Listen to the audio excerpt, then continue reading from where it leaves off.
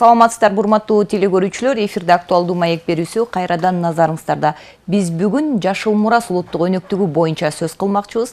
Алгач студияга келген коноктор менен тааныштырып өтсөк, Кыргыз Республикасынын жаратылыш ресурстары жана экологиялык техникалык көзөмөл министринин Талас регионалдык башкармалынын башчысынын орун басары Садабаев Жамалбек Тургуналиевич жана ошол эле регионалдык башкармалыктын инспекциялык көзөмөлдөө кызматынын башчысы Өмүралиев Айбек Токтогулович келген. Саламатсыздар, студияга куш келипсиздер. Негизи эле маалымат бере кетсеңиз, ошо 2022-жылы өлкө башчысы тарабынан жаратылышты сактоого, жаратылышка өзгөчө айыр мамиле кылууга Жашыл Мурас улуттук өнөктүгү жарыяланып, бүгүнкү күндө көчөттөрдү отургузуу иши дээрлик аяктап калды. Канча көчөт отургузулду Талас облусу боюнча? Анын өнүмдүүлүгү кандай болуп атат? Баарыбызга белгилүү болгондой, ошо Кыргыз Республикасынын президенти тарабынан ошол Кыргызстанда 2022-жылды тоолордун экосистемасын коргоо жана климаттык туруктуулук жылы деп жарыяланбады. Анын алкагында эле ошол Жашыл Мурас улуттук өнөктүгү дагы колго алынып, ошол демилгени дагы ошол Талас облусу боюнча биздин министрлик, биздин регионалдык башкармалык демилгени колго алып, Талас облусу боюнча жаз айларында ошол ийне жалбырактуу, жазы жалбырактуу мөмө жемиш көчөттөрүнүн ар кандай түрлөрү, атайын жерлер тандалып, жашылдандыруу, көрктөндүрүү иштери активдүү жүргүзүлдү. Ошол эле учурда ошол көчөттөр бүгүнкү күндө жөн эле тигилип калбастан ошол көчөттөрдүн өнүмдүүлүгүн бүгүнкү күндө абалы боюнча дагы көзөмөл байкоо иштерин жүргүзүү дагы ошо бизге милдеттендирилип, ошол биздин райондук, шаардык, мамлекеттик инспекторлорубуз атайын комиссия курамы менен да биргеликте жеринен кыдырып чыгышып, тактоо иштерин жүргүзүшүп, ошол атайын буйруктун негизинде дагы ошол күзгү инвентаризация иштерин да жүргүздүк. Ошол бүгүнкү күндө ошол Талас облусу боюнча жашылдандыруу, көрктөндүрүү иштери толук кандуу жүргүзүлдү. Ошол эле учурда мынакей күз айларында дагы толуктоо иштери жүргүзүлүп, ошол ийне жалбырактуу көчөттөрүнүн эгилип, ошол көчөттөр отургузулуп, ошол айланабызды, ошол атайын тандалган жер аянттарды жашылдандыруу, көрктөндүрүү иштери жүрүп жатыр да. Айтсаңыздар, ушу жыл башынан бери Талас областына канча көчөт отургузулду? Ушу Жашыл Мурас багытында тигилген көчөттөр жалпы область боюнча 53,5 гектарга 100.800 көчөт отургузулган. Анан ушу күзгү санактын жыйынтыгы менен азыркы учурда бир 70-75%, кээ бир жерлер 80% түзүп атат. Анын ичинде айта кете турган болсок, мына шаар ичинде биздин Нуржанов аллеясы бар, ошол жердеги клен көчөттөрү курап кеткендиктен ага карата эскертме жазуулар берилип, мына жакынкы арада 80ге жакын көчөт тигилип, орду толукталды да. Эми азыр бул ушмойдон калбастан жазында да кайрадан ошо өспөй курап калган көчөттөрдүн ордуна кайта толуктоо иштери жүрөт да. Эми мына курап калганда бир жерге бир 50 көчөт тиксе, анын ичинен 7-6 курап калат экен, аймак кылып тигилип атат да. Анан негизи ушу 80%тен өсүмдүүлүгү болсо, бул эми дурус деп эсептесек болот. Анан аны 100%ке жеткизүү үчүн жазында дагы кошумча толуктоо иштери жүргүзүлмөкчү да. Ошо Жашыл Мурас улуттук өнөктүгүнүн алкагында Талас областында кайсы райондо көчөт отургузуу негизи жакшы колго алынды да?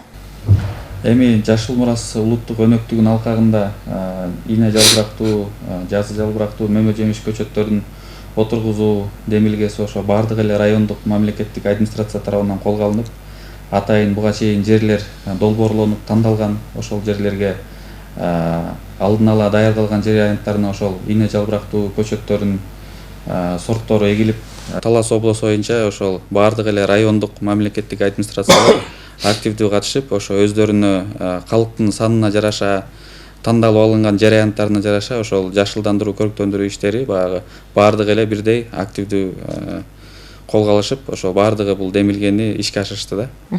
Дагы маалымат бере кетсеңиздер, негизи ийне жалбырактуу, анан жазы жалбырактуу көчөттөрдү атпайсыздарбы? Ошол көчөттөрдү кайсы мезгилде тигүү туура негизи? Эми негизгиси ийне жалбырактууларды ошо күзүнө тиксе жакшы болот да, өнүмдүүлүгү жакшы болот, кийин жазга тартачы. Ал эми жазы жалбырактуу дегендерге бул терек, кайың, яшен, клен жана башка багдарактар кирип атат да, аларды эми жазында эле тигиш керек да. Эң негизгиси ушу ийне жалбырактууларды күзүндө тиккени жакшы болот да. Өнүмдүүлүгү жакшы өсөт да. Негизи көчөт тигип коюу эле маанилүү эмес да, анын мындан аркы өсүп, жетилип, ошо жерге ыңгайлашып кеткени маанилүү. Биринчи кезекте ошо жер шартын ылайыктап, анан ал жерге сугарыла турган суунун келе турган арыгын такташ керек. Ал болбосо жанагындай водостоп же шарттуу жерлер болсо бир челектеп ташып сугарып, ошо багдаракка жетишкенге чейин ошо ылайыктуу жерди тандаш керек да.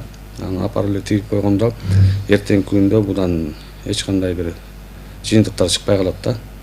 Анан ушу көчөт менен камсыз кылуу жагы кандай болду? Көчөт менен камсыз кылуу жагын айта кете турган болсок, ошол биздин азыр министрликтин карамагында ошо Талас облустук башкармалыгынын алдында ошол бизде 2 мамлекеттик жаратылыш парк бар. Бешташ Кара Бура мамлекеттик жаратылыш паркы биздин ошол парктарда да атайын чарбалык иштерди жүргүзүп, ал жерде ошол ийне жалбырактуу көчөттөрү бүгүнкү күндө бар. Алар ошол айыл өкмөттөргө, райондук мамлекеттик администрацияларга ошол атайын антимонополия менен бекитилген баасынын негизинде сунушталды. Андан тышкары ошол кайтарымсыз бекер көчөттөр дагы таратылып берилди.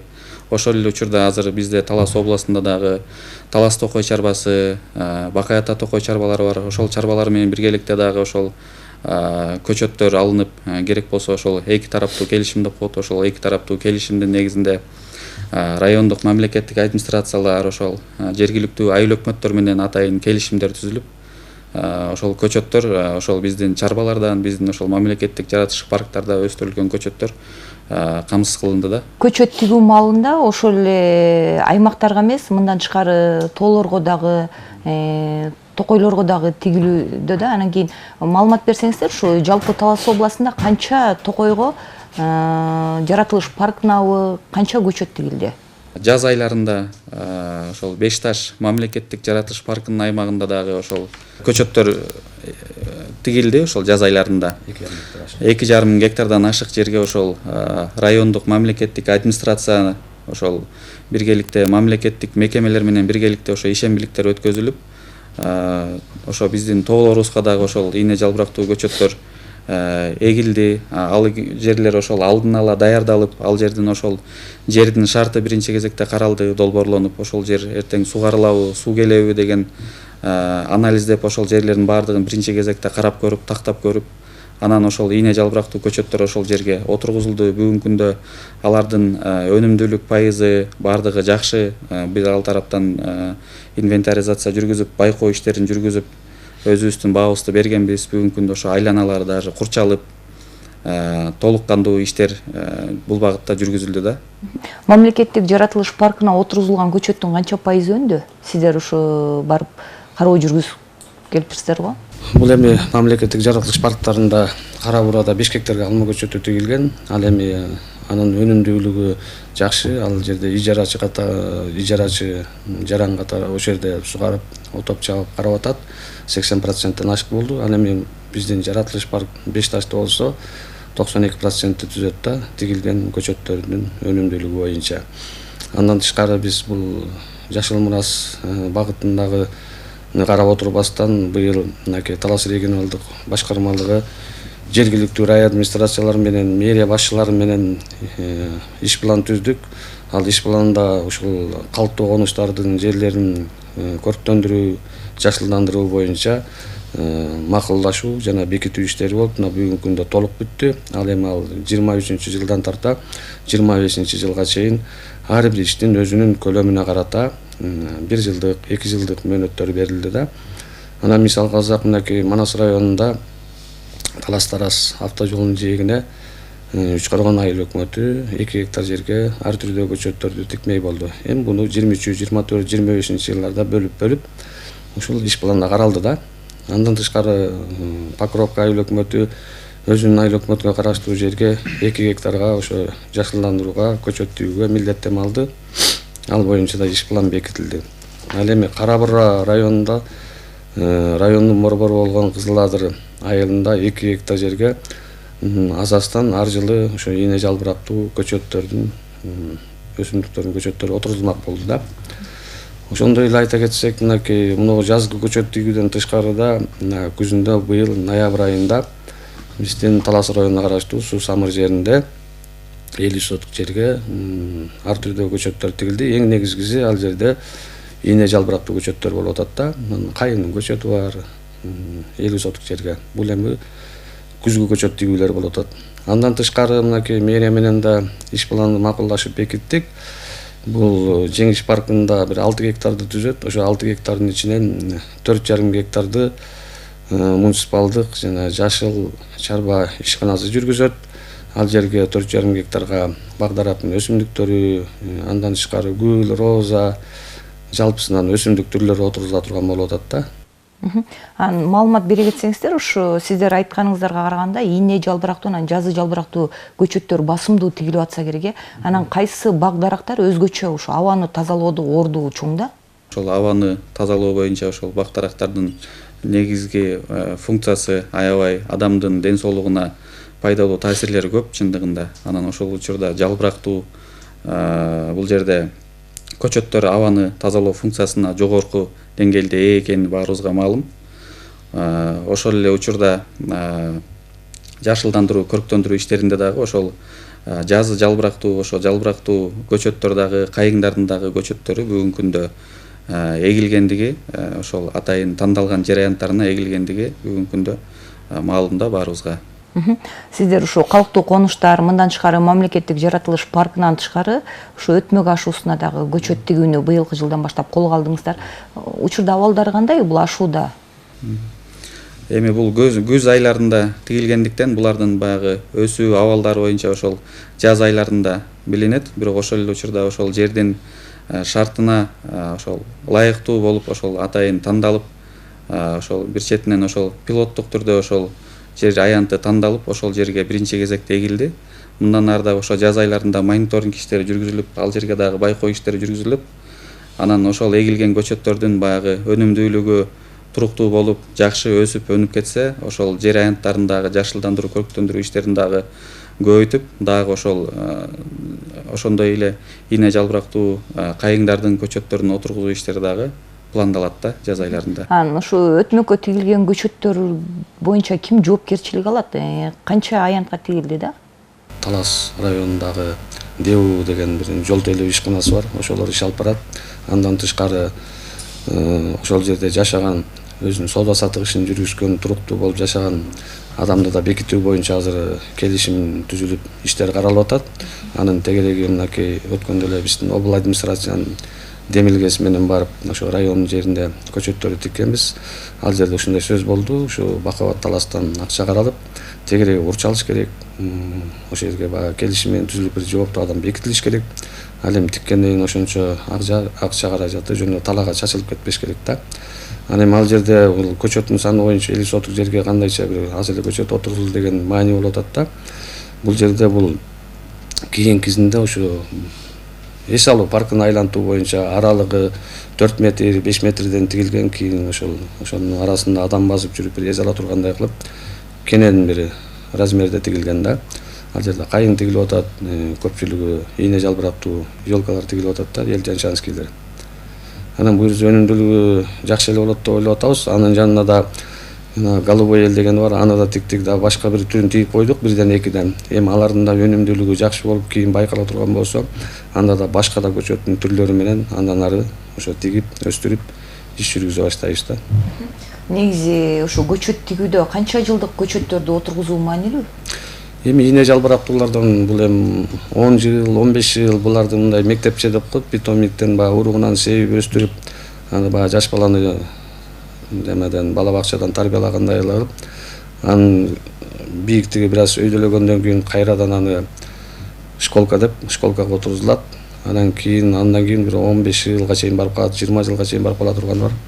Анан ошо 70 см, 50 см ашкандан кийин аны токой маданияты үчүн, бак дарак үчүн башка жерге көчүрүп тигилет. Бул ийне жалбырактуулардан елка дарагынын түрү болуп атат да. Эми ал можжевельник, сосна дегендерибиз бар, туялар, булар тез эле өсүүчү өсүмдүктөргө кирет. Бунун ичинен эң жай өскөнү гана ошол эл тянь-шанский болуп атат да.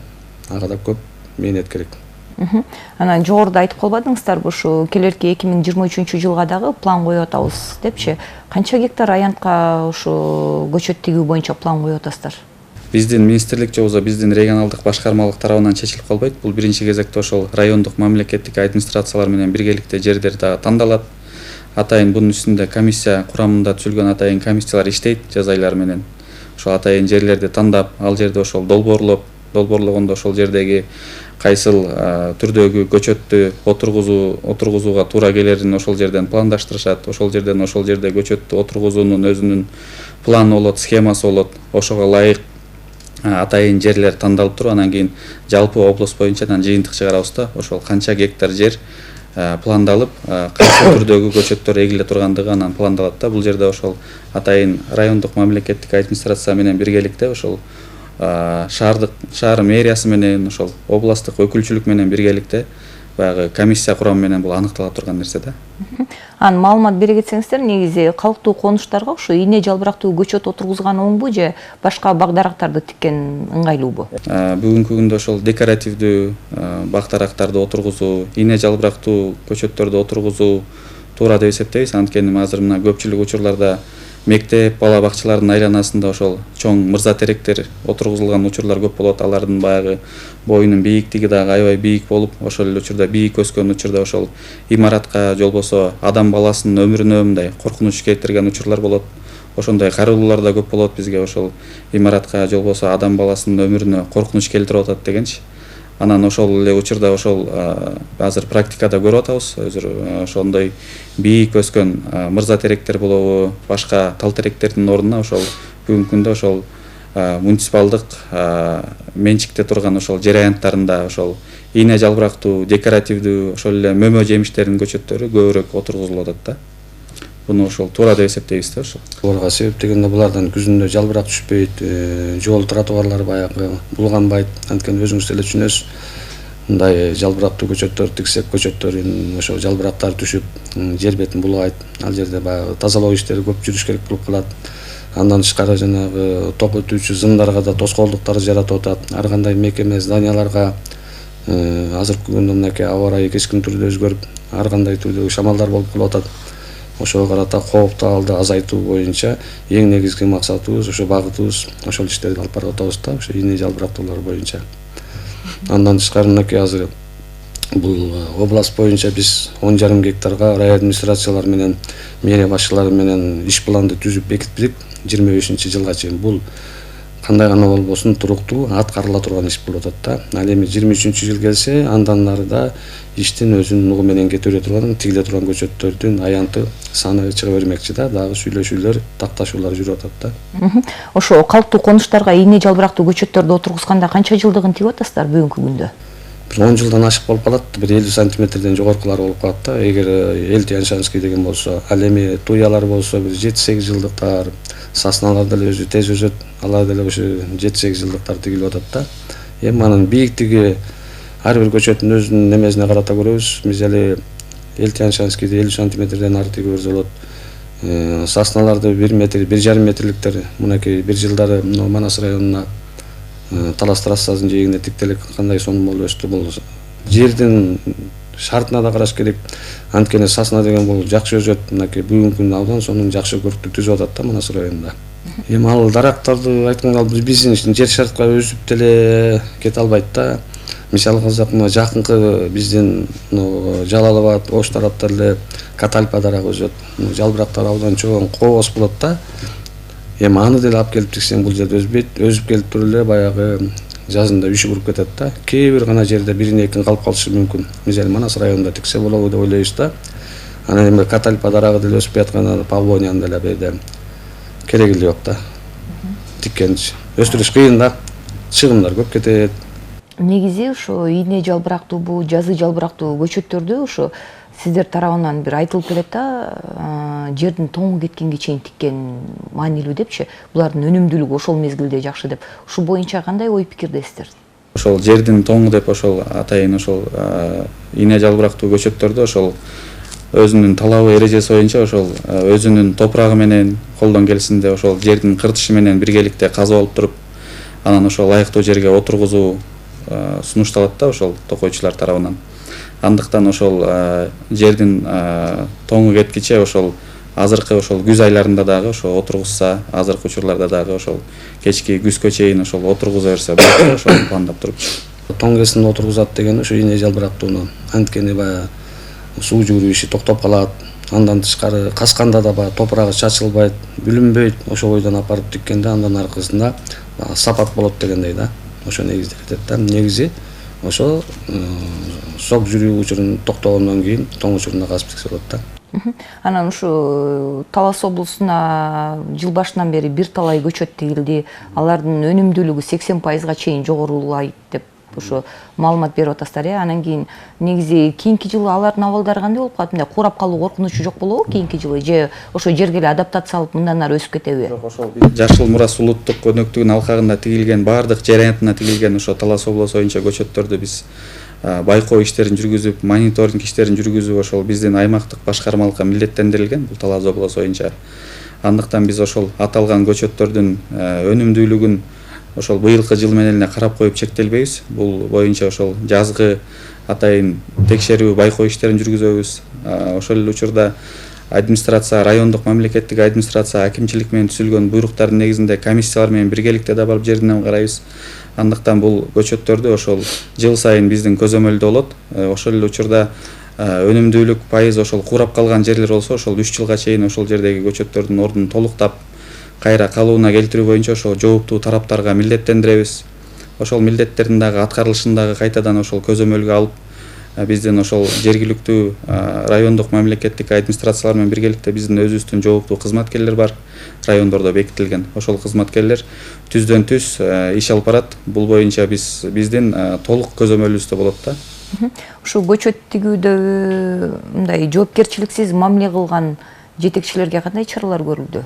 Эми бул учурда ошол жоопкерчиликсиз мамиле кылып, баягы ошол тандалып алынган жер аянттарына эгилген көчөттөрдү ошол суугаруу иштерин карабай, же болбосо айланасын курчоо иштерин карабай бир жоопкерчиликсиз мамиле кылган учурларда ошол эгилген көчөттөрдүн абалы боюнча жеринен текшерүү иштерин жүргүзөбүз. Өнүмдүүлүк пайызын чыгарабыз. Ошол эле учурда өнүмдүүлүк пайызын камсыз калбаган, же болбосо толугу менен ордутуу менен куратып жүргөн учурлар болсо, биз ошол керек болсо жаратылышка келтирген зыян өлчөмүн эсептеп, тийиштүү чараларды көргөнгө да барабыз да биз. Калктуу конуштарга көчөт тигүүдө эмнеси маанилүү? Калктуу конуштарга көчөттөрдү тигүүдө ошол биринчи кезекте ошол бул ошол жергиликтүү калктын ошол биринчи кезекте инфраструктурасы, ошол көрүнүшү, абалы бүгүнкү күндө жакшы эле болбостон, бул ошол эң пайдалуусу, бул ошол адам баласынын өмүрүнө, адам баласынын ден соолугуна пайдалуу таасирлери бул албетте бул башка нерсе менен алмаштыргыс да. Бүгүнкү күндө ошол өнүккөн мамлекеттерди ала турган болсок, ошол керек болсо бир да бактаракты сактап калуу максатында ар кандай курулуш иштерин долбоорлогон учурда дагы ошол бир даракты да зыянга учураспаштан ошол долбоорго өзгөртүү киргизип, ошол долбоорго туш келген жер аянтта өсүп турган бактарактарды кыйбастан ошол долбоорду бир башкача долбоорлоп туруп, ошол бактарактардын пайдалуу таасирлерин эске алуу менен бирге ошол бактарактарды кыйбастан алардын өмүрүн сактап калуу максатында ошол долбоорлорго өзгөртүү киргизип, курулуштарды бир башка өңгүттө буруп куруп кеткен учурларды көрүп атабыз. Биз дагы ошол бизге кайрылган кайрылуулар да көп болот да. Ошол курулуш иштерин тоскоолдук жаратып жатат. Биз ошол балдар бакчасын куруп атат элек, же болбосо бир мектепти, же болбосо бир административдик зданияларды куруп атат элек. Ошол жерде өсүп турган бактарактар бүгүнкү күндө тоскоолдук жаратып атыр деген да кайрылуулар көп болот биздечи. Анан ошондо биз ошол кайрылуулардын негизинде жеринен барып түшүндүргөнгө аракет кылабыз. Анткени ошол бактарактын өсүү абалы ошол жерде туруктуу болуп турса, мисалы ине жалбырактуу көчөттөрдөн ошол кызыл карагай, көгүлтүр карагайлардын ошол курулушка тоскоолдук жаратып жатыр деген учурларын да көп болду. Ошол жеринен барып тактап берип көрсөтүп, ал бактарактар ошол керек болсо кылымдарды карытып жашай тургандыгын, ушул абалга өсүп жетиш үчүн ага бир нече жыл талап кылгандыгын түшүндүрөбүз. Анан жаңы эле өсүп жетилген учурда ал бактаракты кыйбастан ошол керек болсо ошол долбоорго өзгөртүү киргизип, же болбосо ошол жердин шартына бир башкача ылайык келе турган учурларды камсыз кылып, ошол бактаракты сактап калуу максатында биз ошол керек болсо ошондой сунуштарды берип, ошол кандайдыр бир деңгээлде ошол бактарактын өсүп өнүгүшүнө ошо биз өзүбүздүн салымыбызды кошуп келебиз да.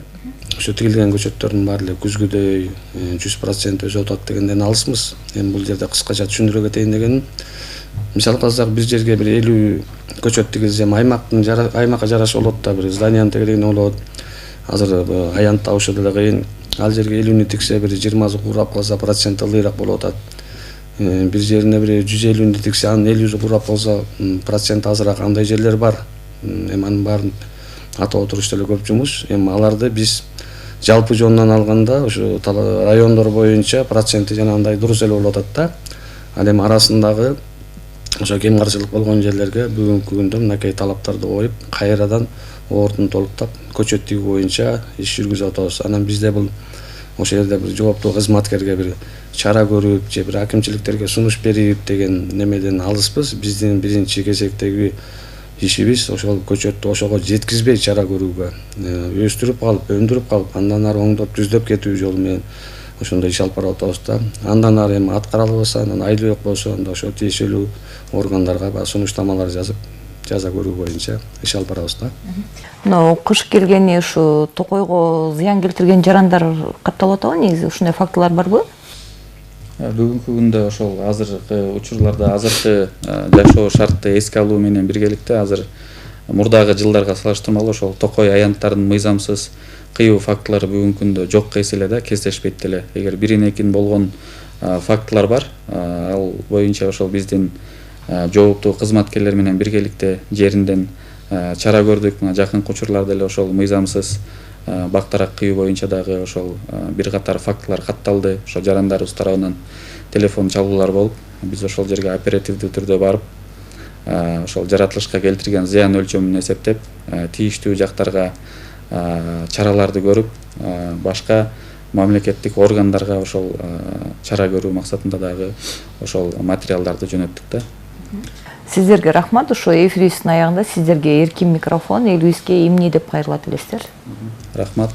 Эми бүгүнкү берүүбүз ошол жашыл мурас улуттук өнөктүгүнүн алкагында сөз болуп атпайбы? Андыктан ошол жашыл мурас улуттук өнөктүгүн биз ошол буга чейин айтып кеттик, ошол демилгени биз биринчи электен колго алдык. Бул демилгенин үстүндө биз толук кандуу иш алып барабыз Талас облусу боюнча. Ошол эле учурда баардык мамлекеттик органдарга, мекеме уюмдарга ошол кайрылабыз. Ошол бактарактардын биринчи кезекте ошо буга чейин айтып кеттим, ошол адам баласынын саламаттыгына, айлана чөйрөгө тийгизген пайдалуу таасирлерин эске алып, бүгүнкү күндө ушул нерсе менен башка бир алмаштыра турган нерсе болбогондуктан ошол жашыл айлана чөйрөбүздү көбөйтүп, бактарактардын өнүмдүүлүгүн камсыз кылып, жөн эле тигип койбостон карап, суугарып, айланасын курчоо иштерин толук кандуу жүргүзүп, ошол бир эле кезекте ошол баардык мамлекеттик органдар жапа-тырмак бир муштумдай биригип иш алып барсак, Кудайым буйруса, биз ошол Талас областындагы ошол пландап жаткан жалпы же болбосо эгилген ошол жашыл мурас улуттук өнөктүгүнүн алкагында эгилген жалпы көчөттөрдү өсүп, ошол эртеңки кийинки муундарга бир пайдалуу эс алуучу жай, абаны тазалаган, таза абаны камсыздап бере алабыз да. Ошондуктан ошол жашыл мурас улуттук өнөктүгү боюнча тигилген көчөттөрдү, буга чейин дагы долбоорлонуп жаткан, пландалып жаткан иштерди иш жүзүн ашырып, ошол жашыл мурас улуттук өнөктүгүн толук кандуу иш алып баралы деген эле. Мен эми жалпысынан кайрылып кетет элем, ошо жалпы жаратылышка зыян келтирбесек, аяр мамиле жасасак, Кыргызстаныбызда ушул абдан кооз мамлекет болгондон кийин өнүккөн өлкөлөрдүн катарына кирсек, баардыгы жакшы болсун. Сиздерге ыраазычылык. Ал эми урматтуу телекөрүүчүлөр, ушуну менен актуалдуу маек берүүсү өз соңуна чыкты. Эмки эфирден жолугушканча аман болуңуздар.